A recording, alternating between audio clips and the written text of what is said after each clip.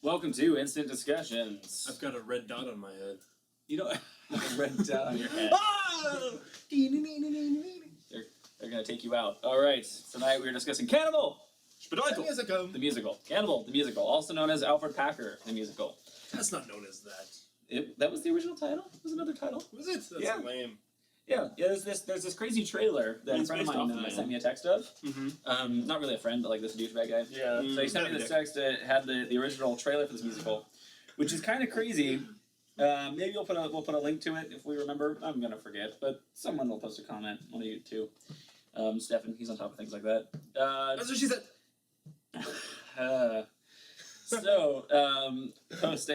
Post a link to the trailer for this, but it seems like that trailer was shot before they shot the movie. Yeah, a lot of things that just aren't. They're not in the movie. Like, we can get back to that at the end. All right, we'll talk about it later.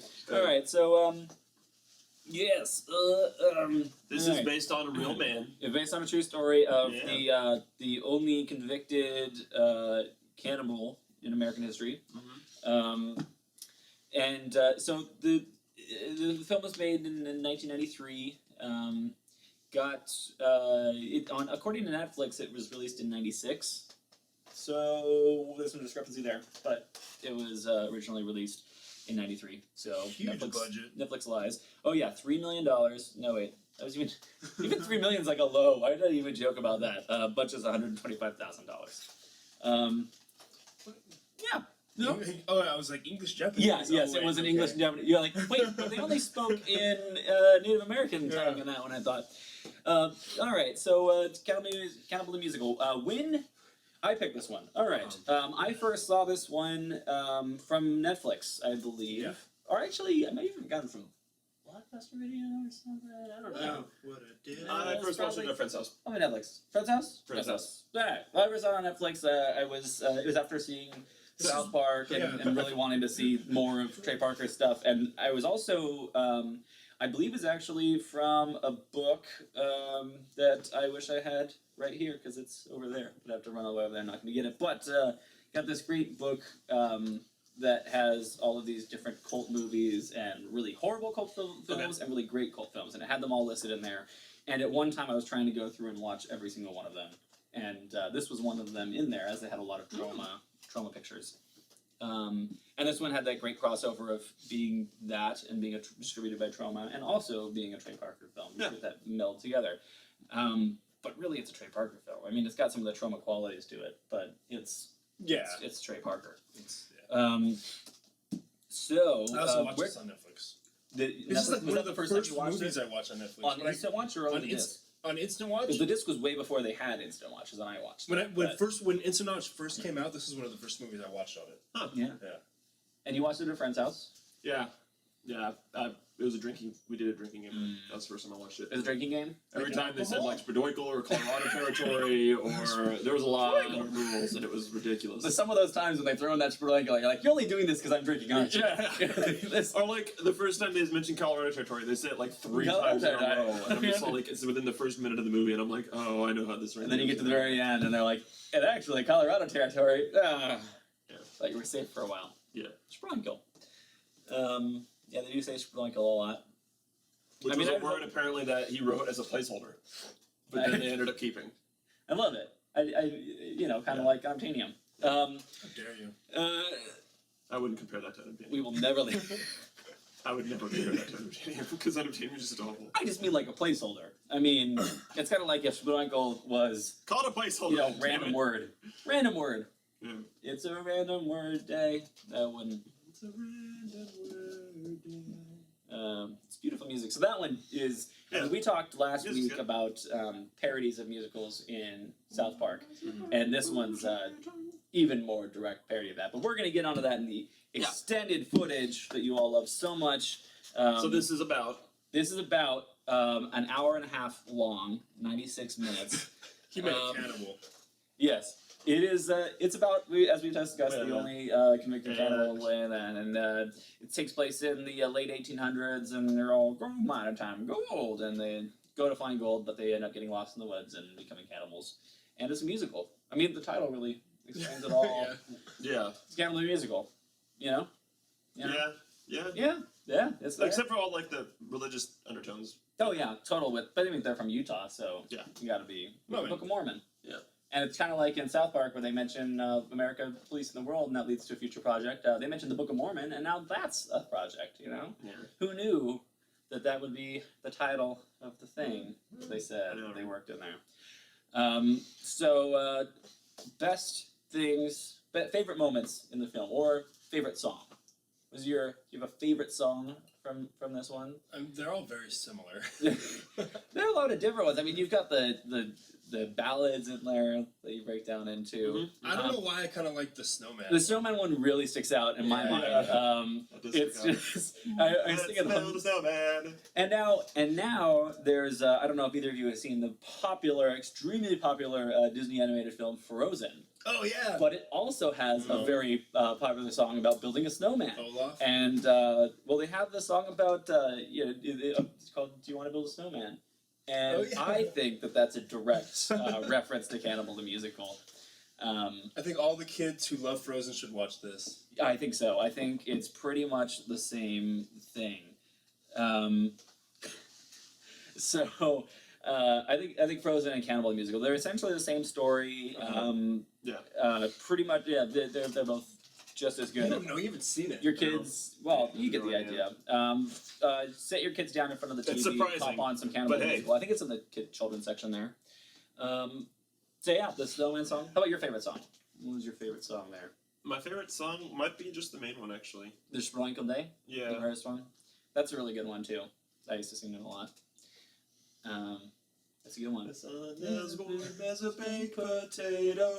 In my first musical that I was casting, there was just one actor who sang Up There and Sprinkle Day. Those were his two audition songs. Oh. And I was like, it doesn't matter how well you sing those because you pick those two as your songs. God, I gotta pick those whenever I You're do in it. musical stuff. They're just so great. They're just ridiculous.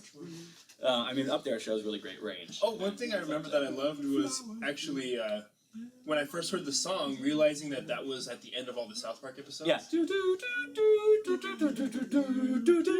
And I was like, wait a second, that's what it's from? Exactly. And they don't use it anymore, but in the classic originally, episodes, the Braniff logo at the end was and every time I watch that and I'd be like telling people, it's like, that's from Cannibal, it's this musical like, thing he did back in the you've never seen it. Yeah. I would do that too, and they're like, alright, that's whatever. Alright. It's some good stuff. This was originally done as a stage play too. Getting too into all of this excited stuff. But alright, worst things about the movie. Things you didn't like about this movie. Now, of course, quality. yeah, this one is not. I liked the low quality. It was fun seeing it in the low quality, but this is not the clean polished thing that we got last week with the South Park. Right. This is $125,000. The animation wasn't crappy in this one. I mean, the animation was kind of crappy in this one. It was a little worse in this one. And there was, I mean, of course, it's their budget was $100,000, but there was some like slow parts, and you're like, there was some slow parts in it. I think That would be my thing. Yeah, that would be the only thing that I had against it. But I think the thing with them not having much of a budget, it forced them to use the sets that are available around them, especially a lot of it's just out in the woods in Colorado. They've got they're using what looks like, if I were to just film a movie at a ghost town exhibit, like go to Calico Ghost Town and just say, here's $20 and I film here. I'm sure it would cost more for them, but find some other one. But it's just rent it for the day or whatever. Yeah, it's exactly like I'm just going to shoot it around there, and it seems it's going to be a lot easier than building a set for it because these things are out there, and they were really efficient with their money, and it felt in that way it felt like a trauma picture, in the way that they did the violence and the blood and the gore and stuff, and it looked decent for what they're doing, and it didn't look like that is really completely cheap. Actually. Stupid that they did it cheap and they did it well. I think. I loved how shit his wig was though. Yeah, nice wig. hat. It's so shit. oh yeah, I love it. And like all the mustaches, Skunk it's so hat. ridiculous. And they were ridiculous, but it added to the value of it. I think that helped the production of it because it really felt like that kind of trauma picture quality, and it was With the eye squirting. yeah. You're looking at my eye. Yes. So the slowness was our worst part, I guess. Yeah, probably. slow. All right, slow. All right, so we can get into this extended stuff. We have to rate it. Yeah, we have to rate it. Oh, okay. So rating. I still have it set. I didn't change my rating from what I had on there, but I had 5 stars. I'm giving it 5 stars. I just love Trey Parker. I mean, I can see I can see easily where other people wouldn't give it 5 stars. But for me personally, it's definitely a personal 5 stars because this is just it's hilarious. Love it. How about you? Well, originally I had it at a 5, but I know that I put it there because I wanted to see more like it. Mm-hmm. I probably back then would have put it like at a 3, but watching it again, like expecting it to be like kind of shitty quality, I gave it a 4. It was funny, and I'd like to see something similar. So, How about you? I think I wanted to give it a 4.5, but I can't. And after everything's said and done, I end up with a 4. Okay. that's fair. And yeah, I can really see that in there. Just because 5 for me is so coveted. Yeah. I try to keep that. Yeah, exactly. And I definitely could easily bring this down to a 4 on mine, but I'm gonna leave it with that 5 there because some great stuff, and it's kind of silly having this one in the 5. So 100%. I kind of like that it's silly. Calling this one a 5 star. Yeah. Spec. It'd be interesting to see what people would think of this movie before, when it first came out, before South Park. That's true. Thing. Yeah, I wonder what it is on Rotten Because Tomatoes. now you know it as That's a good. yeah. So we're extending. We'll jump into extended, but we're like I'm just gonna say that'd be kind of crazy to think about that because us looking at it now, we're like, it's Trey Parker. Yeah. But then looking at it, you're like, who's The that fuck guy? is this shit? Why does every time it cuts away from a person and they talk, they sound just like that other guy doing a voice of that guy because he did all the ADR.